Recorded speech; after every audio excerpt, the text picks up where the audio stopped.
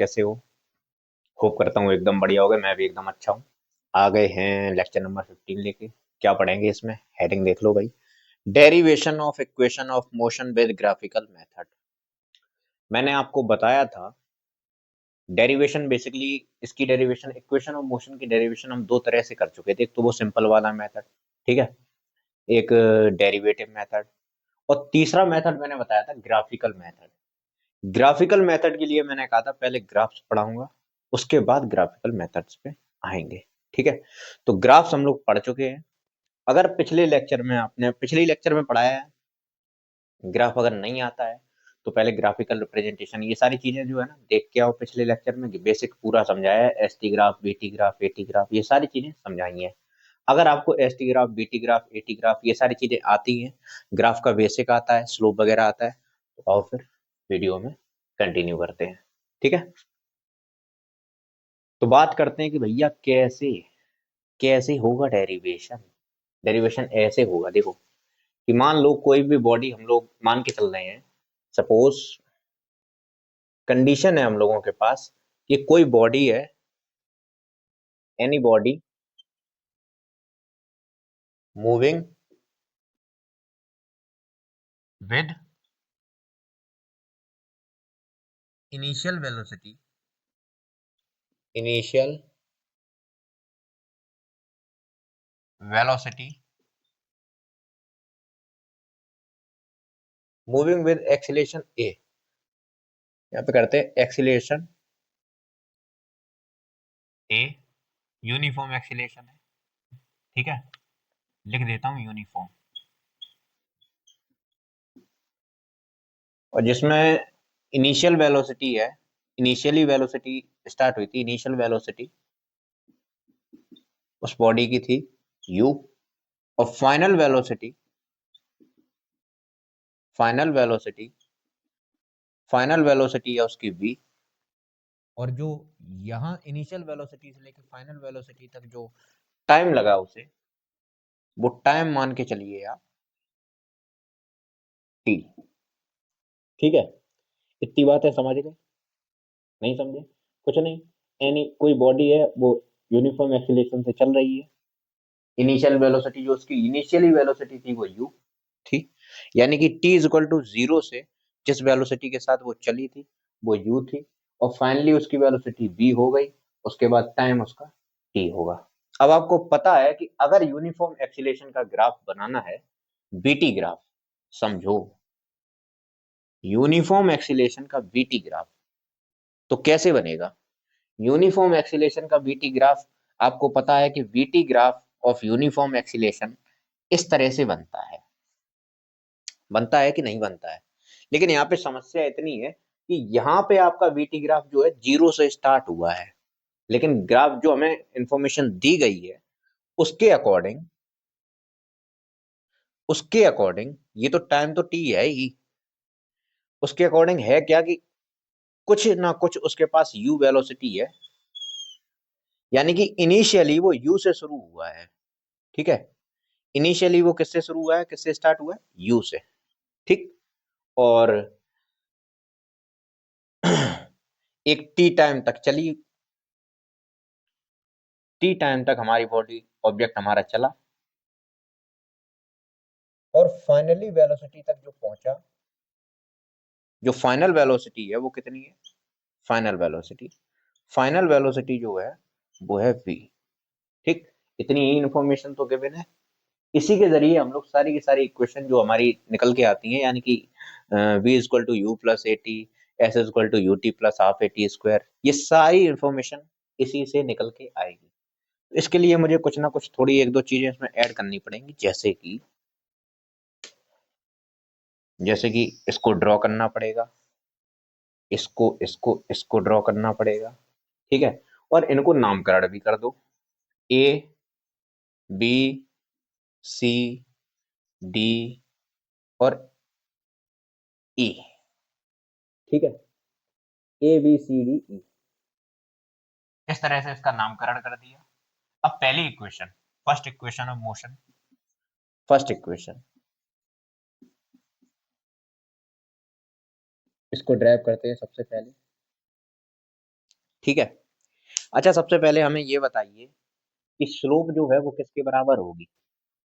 इसका VT graph का जो स्लोप होता है वो किसके बराबर होता है। स्लोप ऑफ बीटी ग्राफ क्या निकाल के देता है। स्लोप ऑफ बीटी ग्राफ क्या निकाल के देता है भैया।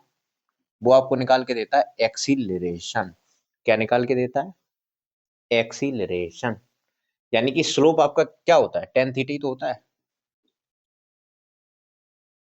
यानी कि टेन थीटा, या फिर मैं कहूं ए आपका किसके बराबर होगा यहाँ। टेन थीटा, ये एंगल सॉरी बताना भूल गया, ये एंगल आपका थीटा है। तो टेन थीटा यहाँ पे आपको बताइए आप जरा मुझे किसके बराबर होगा। ईडी अपॉन एडी के बराबर होगा कि नहीं होगा। ईडी अपॉन एडी, हाँ कि ना। टेन थीटा इसी के बराबर तो होगा, ईडी अपॉन एडी, है कि नहीं। अब जरा मुझे ये बताइए कि ईडी को आप क्या लिख सकते हो। ये जो ईडी आपका लिखा हुआ है, ये जो ईडी आपका लिखा हुआ है इसे आप क्या लिख सकते हो, E C minus D C. E C minus D C. Sir mood चकरा गया, इससे ज्यादा नहीं झेल पाएंगे। कुछ नहीं, वो बस ये समझ लो डेरिवेशन करवा रहे, नहीं तो असली इसका मकसद बात सुनो क्या है। ये ईडी जो है किसके बराबर होगा, ई सी माइनस डी सी। इस टोटल में से इसको माइनस कर दो, ये आपकी निकल आएगी, हाँ कि ना। अब अच्छा इसको देखो, इसको देखो, अगर ये u है, अगर ये u है तो ये भी आपकी u होगी कि नहीं होगी, जरा देख के बताओ मुझे। अगर ये यहां से लेके यहां तक इनिशियल वेलोसिटी है, तो यहां से लेके यहां तक, क्योंकि ये पूरा का पूरा आपका रेक्टेंगल बना रहा है, ठीक है। अगर यहां से लेके यहां तक ये आपका टी टाइम है, तो ये एडी भी आपका क्या होगा, टी होगा कि नहीं होगा। एडी आपका टी के बराबर होगा, बताओ भैया। और ईसी आपका किसके बराबर होगा, ई और सी, यहां से लेके बी, इसको नाम नहीं दिया, इसको भी नाम दे देते हैं, A B C D F. B और एफ, ईडी आपका टी के बराबर होगा, ये चीज पहले नोट कर लो। ईसी आपका बी एफ के बराबर होगा, और बी एफ आपका किसके बराबर होगा, ईसी आपका बी एफ के बराबर होगा, और बी एफ आपका किसके बराबर होगा, फाइनल वेलोसिटी बी के बराबर। कोई दिक्कत। ईसी आपका बी एफ के बराबर होगा, यहां से लेके यहां तक पूरी किसके बराबर है, ये यू के बराबर है, ये पूरी की पूरी फाइनल वेलोसिटी बी के बराबर है, ठीक है। कोई दिक्कत। और डीसी बता दो भैया, डीसी किसके बराबर होगा।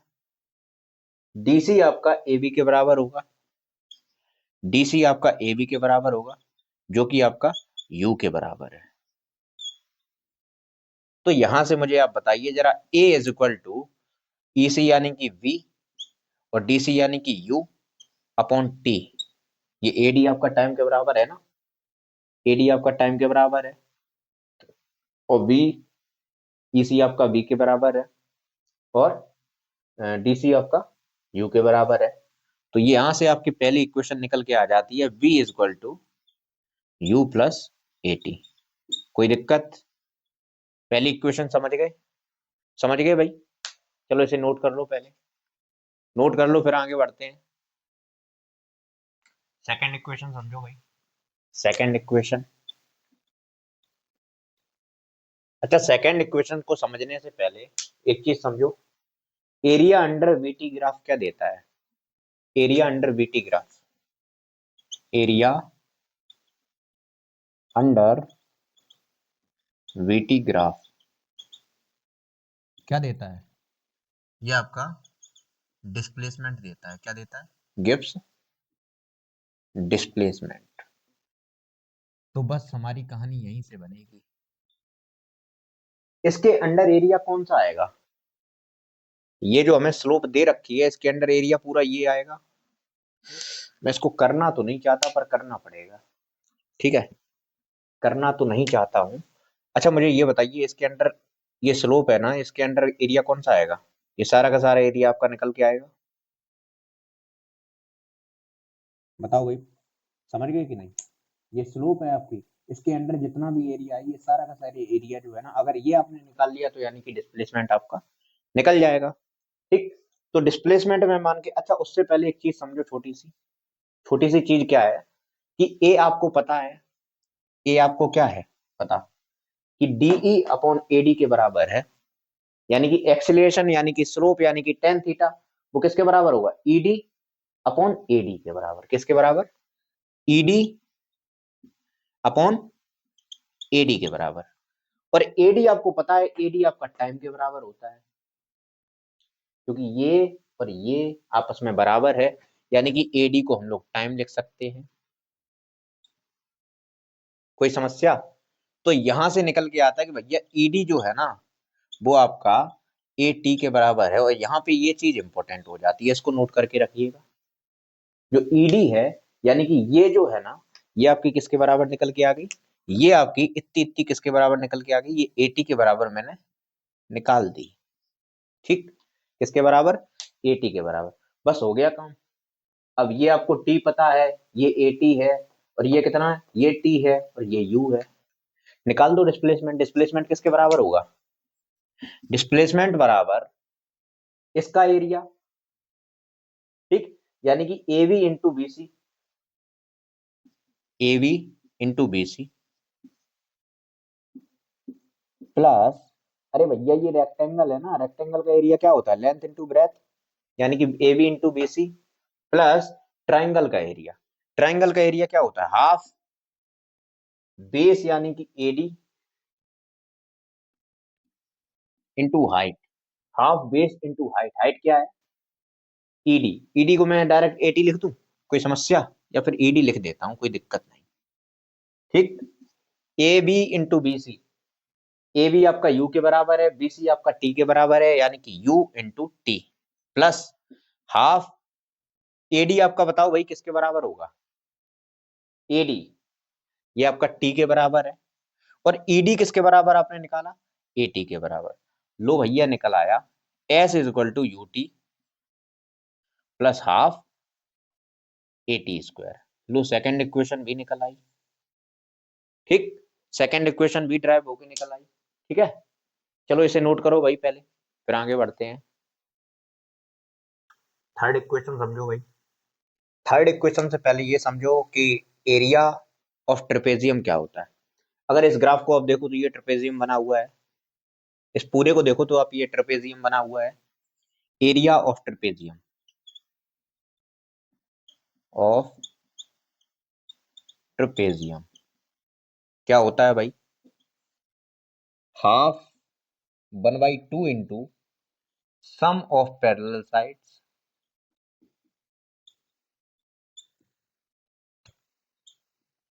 यानी कि ये जो दो पैरेलल साइड्स हैं, यानी कि V और U का सम इनटू इनटू हाइट, यानी कि ये टाइम वाली हाइट। ठीक है, कुछ नहीं, अब इसको सॉल्व करने के लिए देखो भाई, थर्ड इक्वेशन को निकालने के लिए बेसिकली S, अब इनका एरिया ऑफ ट्रेपेजियम क्या निकाल के देगा, displacement. Displacement is equal to 1/2 into sum of parallel side, यानी कि एक तो साइड है आपके पास, इसकी लेंथ कितनी है, V, V, और इसकी लेंथ कितनी है, U, यानी कि V प्लस U। अब देखो डायरेक्ट नहीं करना चाहता, एडी ईडी ये सब कंफ्यूज करेगा फालतू में। देखो इसकी लेंथ है V, इसकी लेंथ है U, इनटू हाइट कितनी है भाई, हाइट है आपके पास T। यहाँ पे काम गड़बड़ हो गया। अच्छा T को आप क्या लिख सकते हो,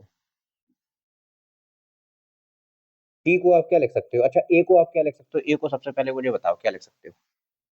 A को आप लिख सकते हो भाई ED upon AD, ED upon AD, यानी कि ED upon T, ED upon T. अब ये बताओ ईडी को आप क्या लिख सकते हो, ये ईडी को आप बी माइनस यू लिख सकते हो कि नहीं, टोटल माइनस इतना इतना इतना निकाल के दे देगा, यानी कि V minus you upon T, यानी कि टी आपका यहां पे मिल जाएगा v माइनस यू अपॉन ए, हाँ कि ना? बोलो भाई। t इज इक्वल टू निकाल के दे देगा v माइनस यू अपॉन ए, कोई समस्या? तो t की जगह पे मैं यहाँ पे लिख दूं v माइनस यू अपॉन ए। देखो भाई s इज इक्वल टू, अब यहाँ पे निकल के आ गया ये a plus B A minus B की आइडेंटिटी तो पता ही होगी, v plus U v minus U, ये आपका ओवरऑल निकाल के दे देगा v square minus U square upon 2a, और ये आपका निकल के आ जाएगा v square minus U square is equal to, ये इधर पे पहुंच जाएगा तो ये हो जाएगा 2as, ये आपका बराबर हो जाएगा v square is equal to U square plus 2as। ये लो भाई, थर्ड इक्वेशन ऑफ मोशन आपकी सॉल्व हो गई, ठीक है। Second equation, first equation, second equation, third equation, तीनों सॉल्व हो गई, ठीक है। बात को समझ गए? चलो इसी के साथ याद दिला देता हूँ, याद कर लो इसको भी भाई, भूल ना जाओ। ये वाली भी याद रखना भाई, एसेंथ वाली, ठीक है। लास्ट सेकंड वाली क्या होती है भाई? u plus A by two into 2n-1, इसको भी याद रखना भाई। सर इसको क्यों बता दिया अभी? बस बता दिया ताकि याद रखो, ठीक है। बस बता दिया, धोखे में भूल ना गए हो, ठीक। चलो हो गया, यहीं पे लेक्चर को खत्म करते हैं। बाकी होप करता हूँ ये चीजें आपको समझ में आई होंगी। पढ़ाई करते रहो, बेस्ट ऑफ लक। अगले वाले लेक्चर में हम लोग क्वेश्चंस लेके आएंगे, जरूर अच्छे अच्छे सारे सारे क्वेश्चन लेके आएंगे, जो ये आपके ग्राफ वाले जितने भी क्वेश्चंस हैं, क्वेश्चंस लेके आएंगे। उसके बाद बस पढ़ाई करते रहो।